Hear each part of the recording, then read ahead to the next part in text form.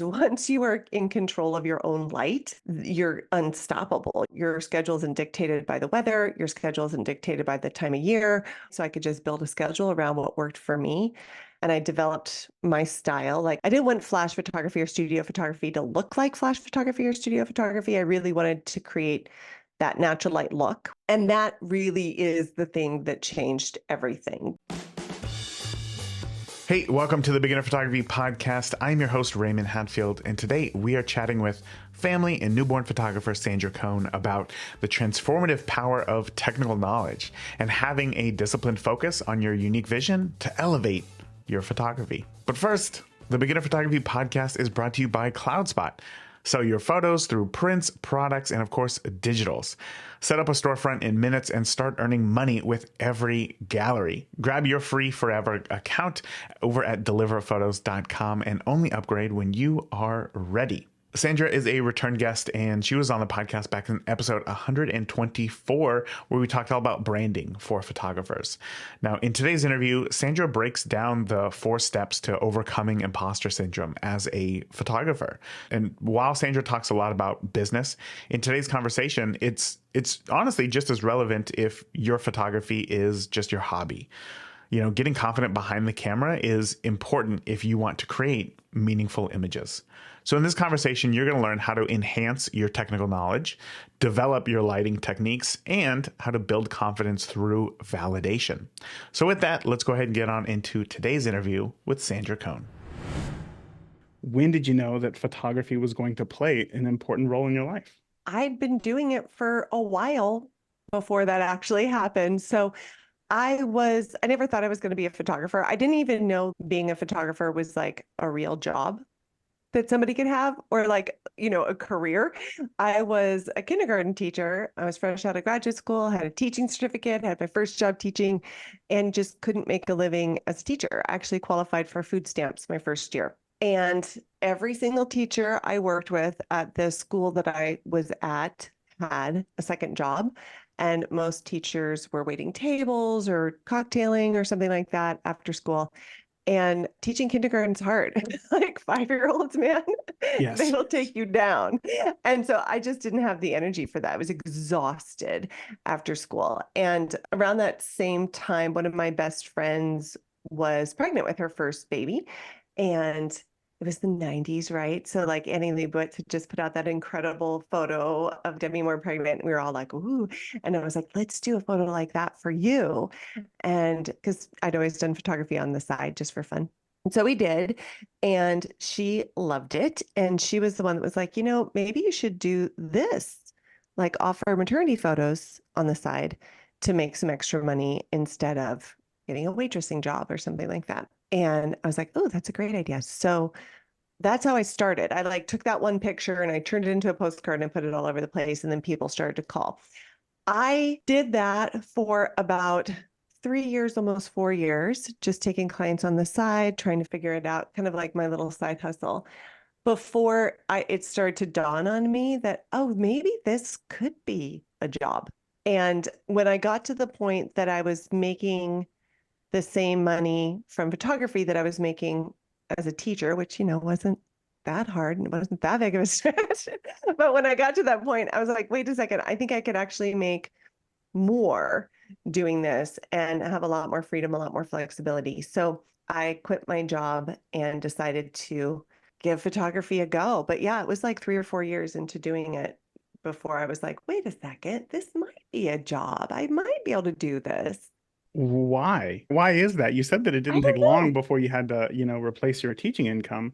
What was it that made you, I don't know, like wait so long before you could almost validate yourself that you could do it? Yeah, right. I think it didn't feel like a real job. I don't know. Like I kind of grew up with people are teachers or people are nurses. I didn't know anyone in my life who was an artist or a professional artist or that was even possible. It seemed like you had to have like a real job, I don't Yeah. know. It's just like there was this like weird mental block around it.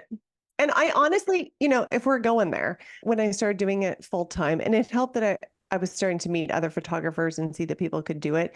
I don't know that I 100% believed it could be like a real job, until I was like 10 years in.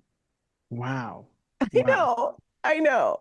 That's like a mindset thing right there. There's this moment that like you weren't even thinking about photography. It was just kind of this thing that you did, but like you were a teacher, right? And Hmm. then you took this maternity photo and not only you loved it so much, but your fellow teacher also loved it so much that she encouraged you to do this. And then you did that. You're like, yes, I will go do that. But it still wasn't another 10 years. So, like, where does that come from? Because I know so many people listening right now, new photographers, the demographics for this podcast skew towards older photographers. It's not the typical podcast listener, the 18 to 25 or whatever. It's the Hmm. like 28 to 35s. It's those Yeah. who are in a career, it's those who have a job, but they also love photography. Hmm. So that sounds to me kind of like where you were at. So, That's exactly where I was at. I was 27. I was like, I was your ideal listener. And it's kind of, I think, the springboard, maybe even for our conversation further, because I think a lot of my not believing that this could be a real job was rooted, it was a confidence thing. It was rooted, I think, in a lot in my own imposter syndrome and my beliefs around what it meant to be a photographer. I felt like a fake. I felt like I was pretending, like it was dress up. And I think a part of that was I didn't ever study photography. I didn't go to photography school. I had done everything right, right? Like I graduated high school and I got my BA degree, and then I went back to graduate school and I got an advanced degree, and I did all the things that you're supposed to do to check the boxes to validate yourself in your career and be good at your career. And then suddenly I was doing work that I didn't have any validation for, that I hadn't gone to school for, that I had no formal training. And I think looking back, that was a lot of those feelings of I don't actually know what I'm doing. I'm just getting lucky. And sooner or later, everybody's going to figure it out. And then I'm going to have to go back to getting a real job. So I think that was a huge part of it for me. you were also doing like business this whole time, right? Like you did it with the intention of going into business, not necessarily as a hobby, but like with the intention Yeah. of replacing your teaching income as a Yes. business. Yeah. But I also didn't think of it as I Yeah, certainly didn't treat right. it like one. So what does that look like? That must have been incredibly hard to be running a business, but not considered business, but also like you need to, replace your income. But then you didn't feel like you were supposed to be in that role. So Mhm, what mhm. what was that like? It was really hard. It was really stressful. And I made a lot of mistakes, obviously, because of it. So I was literally just winging it. I was shocked every time somebody paid me, just like floored. I was way undercharging. That was part of a problem. I say, oh, I felt like a fraud. I didn't know what I was doing. Part of that was true. I didn't know what I was doing. When I first started, I would shoot on manual mode, all the time. I think I have a natural I know what is pretty to me. I know it's what I like. And so when the circumstance, when situations were perfect, I could create that somehow. I would just pull it out of the ether. And so sometimes I would get those, but it certainly wasn't consistent. I live and work in Seattle, Washington. We don't often have perfect conditions. And so when the conditions weren't perfect, I really, really, really struggled. So I started this journey in 1999. And that's when I was like, okay, I'm going to start my little side hustle business. In 2006, so I'd gotten married in the meantime, and in 2006, I had twins. And so then it got extra hard because suddenly I was also full-time stay-at-home mom to two babies at the same time. Then in 2007, I was like, no, this is dumb. I'm going to quit. This isn't sustainable. I don't know what I'm doing. I'm just winging it. So it was definitely, there was a lot of emotions in the beginning. They weren't always good ones. It was hard. It was a struggle. It's now been 2 years since I shot my last wedding. And I got out because during COVID, I realized I was like not super sad that like weddings got canceled. And I was like, oh, that tells me exactly what I need to know, I think. Hmm. And I got out of it, but there was like this sigh of like, oh, now I don't have to deal with the constantly finding clients. Now I don't have to deal with these pricing issues. Now I don't have to deal with the customer service side of it and all these things. To be going through all of that and to have brand new babies at home and to like be making almost no money, what turned it around for you? Because you're still doing this today. Like, how did you go from there to here? Yeah, desperation. You know how like a lot of people talk about, oh, I started my photography business because I just am so in love with photography and I was just like so moved. I was like, no, I was freaking desperate. And in the very beginning, I needed to make money to supplement my teaching income. So there was that level of desperation for starting. And then I got to that point where I was like, this sucks. I'm just going to quit. I can't do this anymore. The thing that stopped me from quitting was the alternative because my family, we needed money, we needed a second income. So I either was going to make this photography thing actually work, or I was going to have to quit and get that real job. And I knew that that real job would entail a schedule that was set for me, me leaving my kids every day. And I didn't want that either. At that point, I had these two babies that I kind of really wanted to hang out with. Like I was really wanted to have that experience. And so that's when it changed. So I was like, okay, Sandra Coan, if you're going to do this, if this is going to be a real job, then we need to figure it out. And so that means no more winging it, no more feeling like you don't know what you're doing, none of it. And so I started at that point. The first thing I did was started studying business. And I went outside the photography industry to do it. Like I didn't want to learn from somebody about how to price an 8x10 or how to run an in-person sales session or whatever. Like I wanted business foundations. I wanted to learn how to build a brand. I wanted to learn how to market myself. I wanted to learn how to write sales copy. Like I went there. So I studied. I read books. I took online classes, and I was doing this all in between momming. So like when the boys would go down for naps or when all that stuff, I was working, working, working. So I started with that and it started to work. Like that's the amazing thing. Like nobody is born knowing how to market your business, but once you like learn it and like you figure it out, it's like, oh, okay, it's actually there's a formula to it and you do it and it works. And so I was like, okay, then once I started getting consistent clients in and I was really building out this brand, then I worked on my pricing and started getting my pricing to where I was profitable. And then I tackled lighting because that was my big thing is like living and working in Seattle. I moved into a studio about that same time because I had been working in clients' homes or in my own home. And I was like, that's not sustainable anymore with twins. I want to have a regular schedule. I want people to come to me and all that kind of stuff. So I learned lighting. And that really is the thing that changed everything because once you are in control of your own light, you're unstoppable. You're not, your schedule isn't dictated by the weather, your schedule isn't dictated by the time of year or, what's going on outside. So I could just build a schedule around what worked for me. And I learned lighting in 2011. I spent the year doing that, like just really nailing it down. And I developed my style, like, because I didn't want flash photography or studio photography to look like flash photography or studio photography. I really wanted to create that natural light look, which was hard to find information on that at the time. So I kind of made it up, this like system that worked for me. And that was really when it took off. So 2011, I learned that.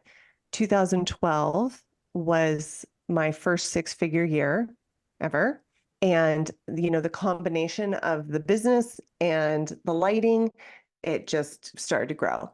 And it's grown ever since. And here we are today. The rest is history. Here we are today. The rest is history for everybody else to learn, right? Like that's what's so Yeah. exciting. I wonder to myself how many great photographers have given up because Mhm. maybe they weren't able to figure it out, Yeah. Oh my or God, so many.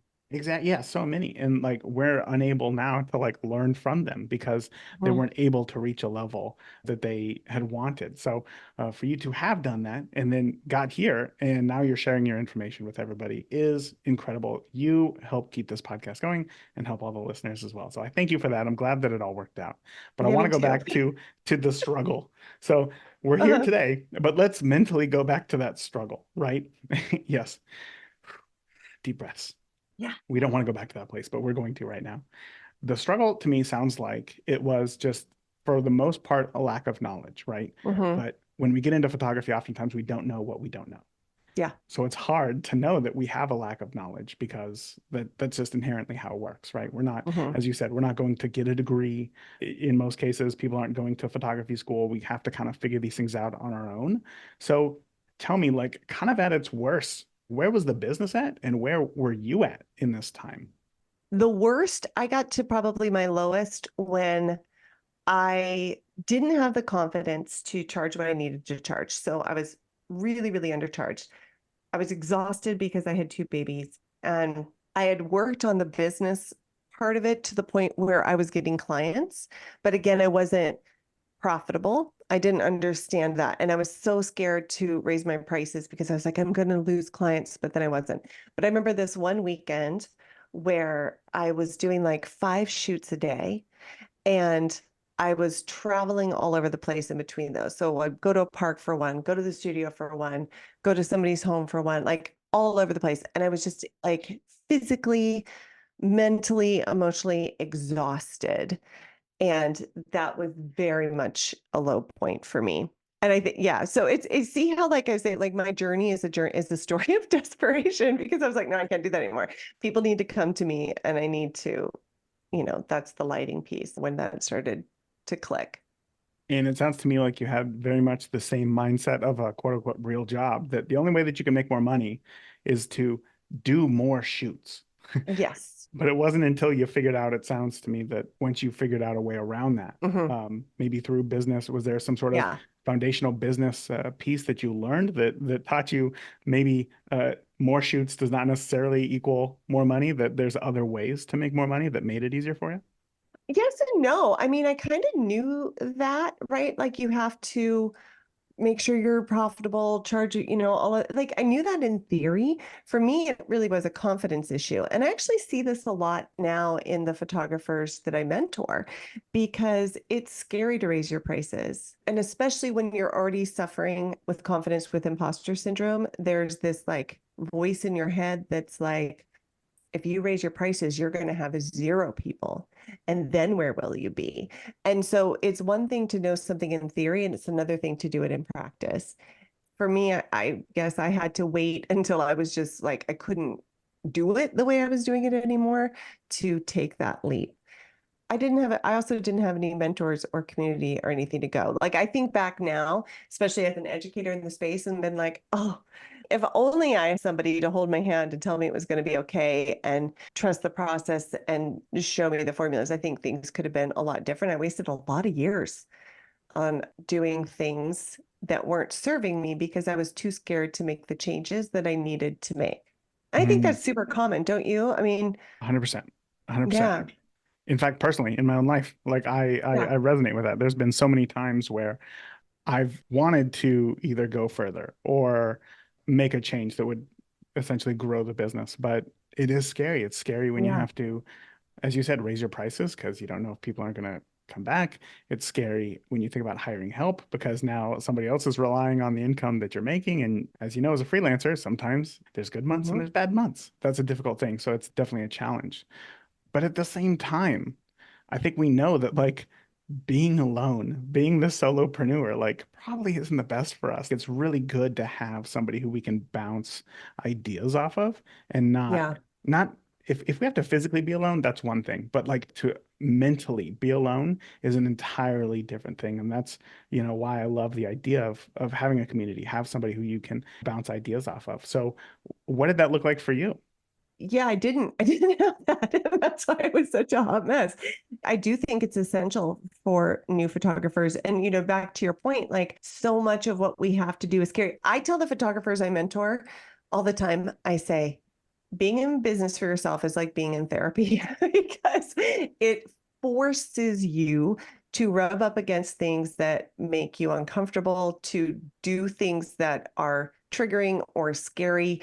Like you're constantly put in this position of having to really challenge yourself. And you can do that on your own and have success at some point. I mean, I did it. It took me 10 years or whatever, you know? Um, or that's where having that sense of community is so valuable though, because then when you're doing that, when you're in those scary moments, at least you have support and somebody there to hold your hand. And I think that in some ways, it's easier for photographers to find that now. Maybe, I don't know, maybe I'm wrong. But, when I was doing all of this, I'm about to age myself. We didn't have Facebook. We didn't have Instagram. We didn't have the ease of being connected to a larger group. Like, unless you knew a group of local photographers or people in your community that you could lean on, you really didn't have opportunity to have that. So I think it was harder and in some ways easier because of course, the dark side of having social media and all of that is this whole comparison thing that we get into. And that can also be really challenging. But from a community standpoint, I think it can be really helpful if you're in the right communities. Well, let's go ahead and talk about that other aspect of Yeah. it, the comparing ourselves, because how can we not today? It's like if you want to share your photos online, the first place you're going to do it is social media. And Yeah. if you do that, you're going to see 10,000 other photographers in the first minute of you scrolling. Mm-hmm. And you can't help but naturally just kind of compare yourself to them. So, what do you think is the fix for that? Do we avoid it completely, or do we use it to learn where we're actually at in our photography journey? I advise people to put on emotional blinders. When you see like horses in like a city, like here in New York, whatever, and they're doing like horse-drawn carriages and they always have the blinders on the horse and they do that so that the horses don't get spooked by all the things that are going on around them. I think we need to do that for ourselves when we get onto social media. Like put on blinders so you can only see what you need to see, but you don't get spooked by all the other stuff going on around you because it's really easy to. It's really easy to get distracted. And it's hard for you emotionally, but it'll also destroy your business. I think one of the biggest mistakes that I see new photographers make in business is getting caught up in doing what they think they should do. I should be doing this and I should be doing that. And so and so's doing this and so and so's doing that. And I should do that too. And when you do that, it takes you off track. I feel like we are visual artists, which means that we have a certain way of seeing the world and capturing the world that only we can do, right? Nobody else can see and capture the way that you do. Like this is your eyes and your expression. And so if you can focus on that and putting your blinders and you focus on that, that is how you start really building your brand, figuring out your signature style, getting really comfortable in you and what you do. And if you don't have those blinders on, that's really hard to do. You can get knocked off course chasing what you think you should do, chasing the trends, looking around at what other people are doing. And it's bad for your soul. But like I said, it's really bad for your business to do that too. That makes sense from a theoretical standpoint, right? Yeah, I know. Focus on your journey. Just do that. Eyes on But your like, own paper. Yeah. yeah, exactly. We've been taught that for years. But from a practical standpoint, what does that look like? Does that mean less social media? Does that mean not, checking Flickr or whatever? Like, what did that look like for you? How did you put on those emotional blinders to focus on your own path and not pay attention to the other photographers? Well, in some ways, it was easier for me because I didn't have social media when I was doing that.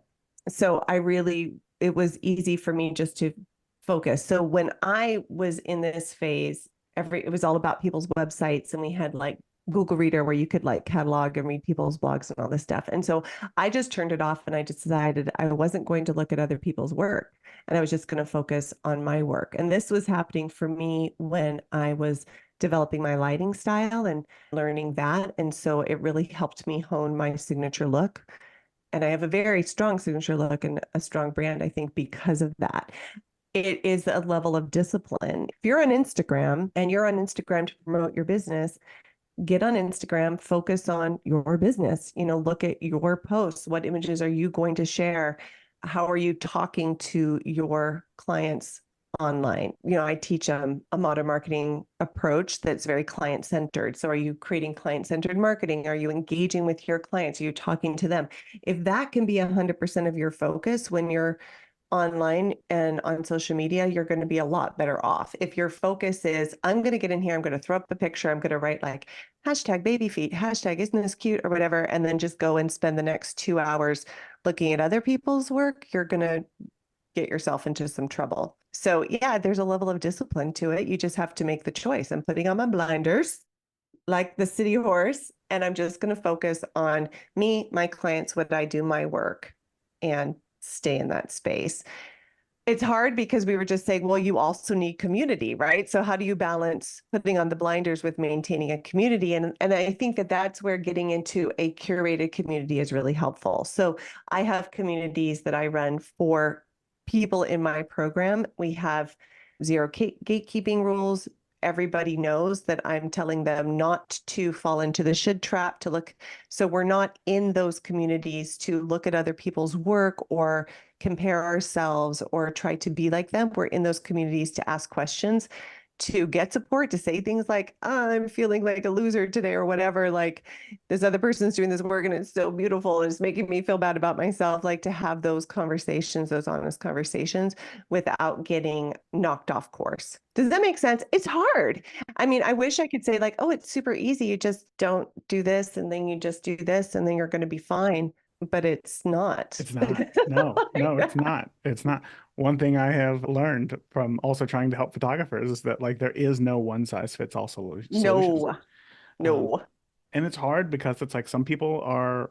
I had a conversation the other day with a photographer who had decided I'm not going to do any more social media. Like it's just not where my brain works. And I was like, yes, that's exactly how I feel. And he had said like he had done a mentorship with another photographer who's just naturally very good at social media, where it doesn't take up much of their brain space. They just post something and then they're good to go. And it connects with their ideal audience. And he's like, because I can't do that, I don't like it's so hard for me to focus on that. And that again, I think shows there's more than one way to do literally anything. Mhm. There's more than 1,000 ways to become a photographer. And I think it's our job to figure out, well, how can we help serve other Oh, photographers yeah. and help them figure out, whether how they can get helped, how they can get to where they want to be. Because again, I think that that is also a huge element. Not only having to learn the camera, the tools, the light, the theory, all of the technical stuff, but also learning where do you want to go? Is this Mhm. what it is that you want to do? I thought the Mhm. weddings was what I wanted to do, and it was not. So having to do all this kind of in the beginning is a difficult thing. So Mhm. I'm right That's why there it's with you. like being in therapy. It's not Yeah. easy, and you're It's going to learn so much about yourself along the way. yeah. There is no way I would be the person that I am now if I hadn't been on this journey of entrepreneurship, Mhm. because it tries you and it tests you, and you have to learn this level of trust in yourself. Like it is a crazy journey. It is not for the faint of heart. Yes. So But to then your point, though, I just real quick, like to your point about social media, too, it's also not the only way. Like you were saying, like right. there's a million different ways to run a business and be successful in a business. And look at your numbers, ask your clients how they found you. My photography clients, I know this because I just ran these numbers because we were just having this conversation in my mentoring group. And I think it was like 74% of my contracts where I ask, how did you hear about me? Found me on Google. So they're not even finding me on social media. Oh wow. So it makes more sense for my photography studio that I focus on blogging, on SEO, on making sure my website's up, which I do. I don't really even have social media for my photography studio, and my clients come from the internet. So maybe social media isn't the answer. Like run the numbers for you. If it's not what you're naturally good at and you're not seeing an ROI on that effort, then don't do it. There's a Yeah. lot of people were running very healthy businesses before we had Instagram. Exactly. Exactly. So then let me ask you this question because I've been thinking about this lately. Not that it matters or that we can do anything with it, but it's always fun to kind of think about these things. If you could do it all over again, right? If you could do it the hardest way humanly possible, like you did, right? Like 10 years just trudging through it before you found the level of success that you were hoping for. Or if you could start all over and say apprentice under another photographer, do you think that you would have got to where you are today faster, or it just would have Mhm. been a different level of success? I think it would have been a different journey, obviously, but I definitely think it would have been faster. 100%. Yeah. There is anything you want to do, somebody else has done it before. And there's for I don't know, for me anyway, I feel like it's like deciding to climb up the stairs on my knees because I'm earning it or something, you know. I felt like I had to learn everything myself. I just discover everything myself. I had to, otherwise I was like copying or I wasn't being in integrity or I was cheating in some way or whatever. And it's just what a waste of time. Like find somebody that you align with, find somebody who is doing what you want to do, who's at a level of success that you want, and ask for help. And if they're wanting to help, then awesome, take advantage of it. Yeah, it's so funny. I grew up often thinking to myself, like, hearing the stories from my grandparents, like back in my day, that Yeah. I sometimes think about the hard challenges that I go through in those moments where I realize, like, man, this is way harder than I thought that it was. I often think to myself, this is that moment that in the future, my grandkids, I'm going to say, back in my day, I Back in had to my do it day. like this. And it almost makes it more of a challenge, right? It almost gives you that motivation to keep going rather Mhm. than giving up. I don't know where I was going with that, but I'm just trying to think of myself as an old man, and it was a very different thing. So, uh, I mean, very what would you interesting. do? Like if you could do it all over again and you choose to do it by yourself and figuring it out on your own in isolation by yourself, or find a mentor that you align with and work with them, what would you do? I would definitely seek help. That's always been one of my hard things, the hardest things. I don't know why, but it always felt like not that it was a weakness, not that asking for help is a weakness, but like asking for help is a sign that like you just don't know anything. Yeah. I don't know. Yeah, it's weird, right? And I feel Yeah. like it's like something that like is so true among photographers. People don't want to ask for help. They don't want to invest in themselves to get help. I swear to God, people will drop so much money buying lens after lens after Yep. lens. How many damn lenses do you have in your cupboard that you never use? Okay. I'm gonna go ahead But and when it cover that comes, up. I know you're like, Yeah. but when it comes to like investing in yourself, in your education and working with a mentor and doing some of that, people just really have a hard time with it. It's Yeah. so funny. Yeah. Well, I think that that's changing. At least from everything that I've seen, as far as, especially with the pandemic really helped people to understand the importance and the value of that education online can be a very viable thing and it can be helpful, and that we Mhm. don't need to be in the same town as somebody else for help. Like over the past, I'm totally going to butcher this, like 20 years ago, like the amount of people who were meeting online was like 3%. And everybody's main complaint was that like that's weird to meet people on the internet. But Yeah, they're now, unsafe. right, now it's the exact opposite. And now the main complaint against meeting somebody in your own town is there's so many people on Earth. How could like you're guaranteed to find better results on the internet? And I feel like with learning photography, it's like if you're just going to stick to your own town, your options are like a community college and maybe like a local photography club. But Mhm. because there's 1,000 different ways to learn photography, that might not be the right way for you. It might not Yeah. fit for your schedule. And learning online has been helpful to so many people. But I feel like we're getting a bit off track there. I'm not trying to sell people on learning online. They No, understand this. I'm They're not listening to either, a but I podcast. just think it's like it is interesting though. And because I know like that was a block that I had too when you were like, oh, I Really? felt like I had to choose the hard way. I had a block where it was like it made sense for me to invest in gear or in equipment, but like investing like on myself or taking a class or getting a mentor. I don't know. I had a block around it. Like I Yeah. just did everything the hard way. Right, right. The hardest way humanly possible, of course. Like I know. between A and B, which looks the most difficult. I'm going that way. Pick the path where Everest is right in the middle of it. No, you got to go right over it. Yeah, of Yeah, course, yeah. of course. So then let's talk about kind of the solution, right? Because we feel this imposter syndrome. We feel this I don't belong here. And what we've learned is that could be because we didn't have any formal education. We tried to learn this on our own. We also don't know what we don't know, so we didn't learn the right thing. So just find a place where we can learn the technical side of photography. The other thing is that it's very lonely, right? And then you can start to second guess yourself. You don't have a place to get all the answers. We understood what that looked like. It looked like burnout for you, Mhm. having the kids, not making enough money. That was very difficult. And now, so if we kind of take all those things and do the opposite of them, we're going to start to find success. So where do we start? Like, what does that start to look like? How do we know that we're taking the right courses? Because there's so many things to Yeah. learn. What is the solution, for lack of a better question? What is the solution to getting over imposter syndrome? Well, for me personally, I think it's going to be different for everybody, but like I had crippling imposter syndrome. It was bad.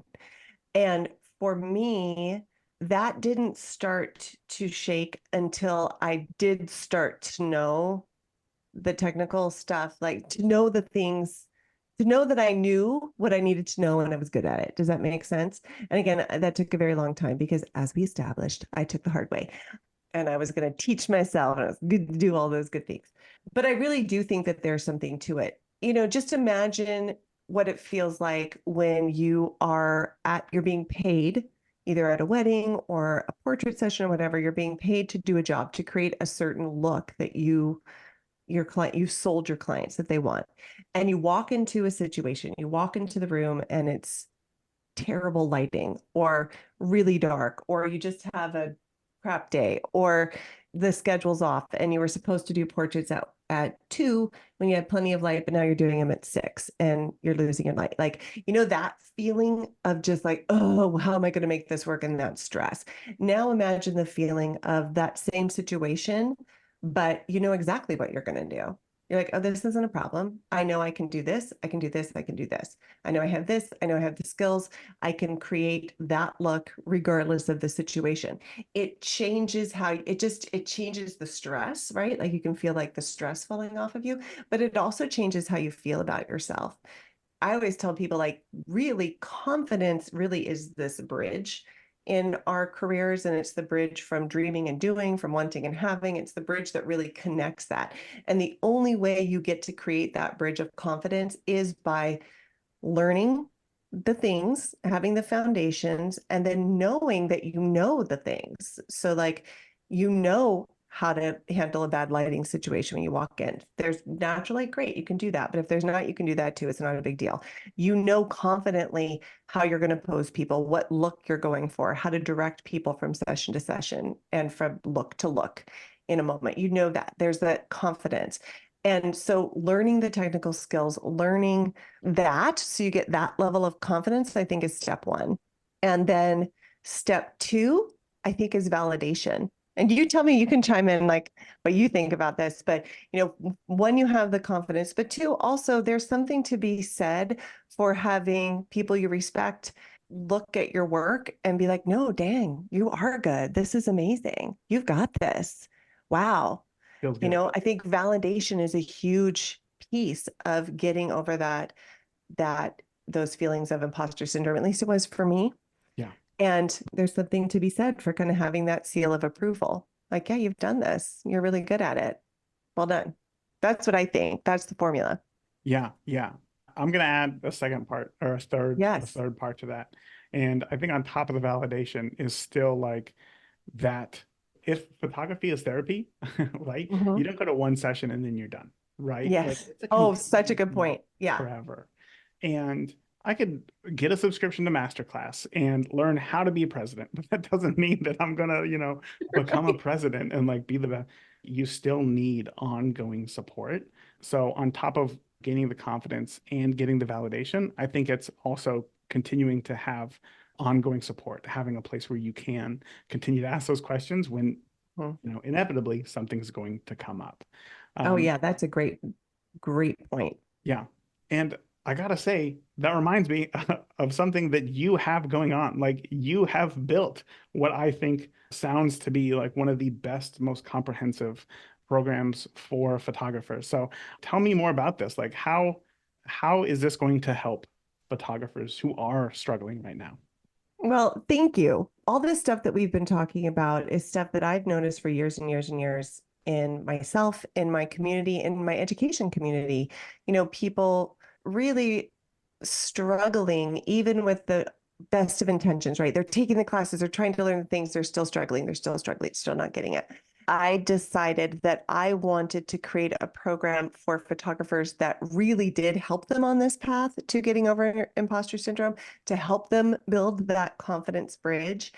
And that in order to do that, I needed to have a program that was comprehensive, that taught them everything. Because like we were saying, there's so much that you just don't know what you don't know. There's so much to that in this business.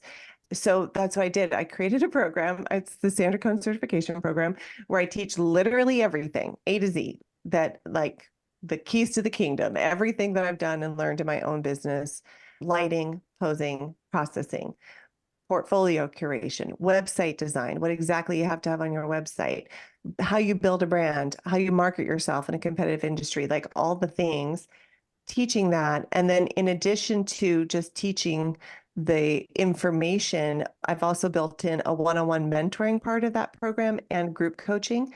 So as you work through the stuff, you get on calls with me. We look at your portfolio together. I give you feedback, I give you critique, I give you mentoring as you're learning it.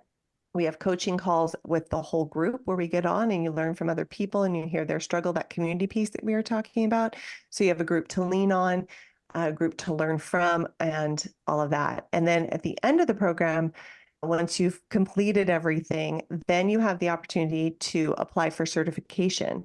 And with certification, we evaluate your portfolio, your work, you're graded on a rubric that you get access to at the very beginning. And once you pass certification, you know that your work is at a professional level. You know the things, you've got the full picture, but then you also get added to my online directory and my referral network. So I can refer people to you and other people in the group can refer people to you. And we're just building this little community of awesome photographers. And it's really fun and it's really exciting. And yeah, it is super comprehensive. I don't think, to my knowledge, I don't think there's anything else like it in the industry yet. Yeah, you're going to be the trendsetter because one thing everybody's done with is having to purchase so many different things and so many Yeah. subscriptions and so many different logins. To have it all in one place sounds incredible. A to Z. And if I may, Yeah. one of the reasons why I got started on this idea is for that very reason. I was seeing people in my own community. I'm actually a trained certified teacher, right? Like I went to teacher school to be a teacher and I have a master's degree and stuff.